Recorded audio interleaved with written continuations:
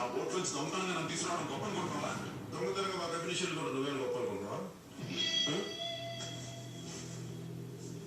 నీ టేబుల్ మీద యాపిల్ తింటే నీకు బలం వస్తుందా?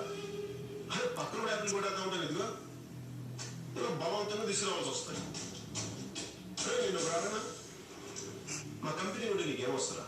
నాకు ఆనందం వస్తుంది.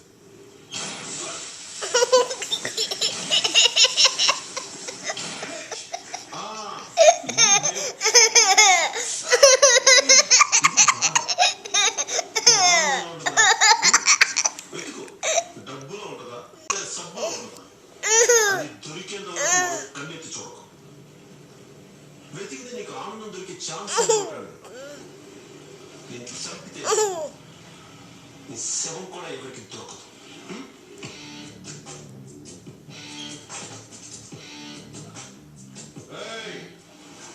సింపుల్ పడుకుంది కదా అని చెప్పి జూన్తో జడకూడదు.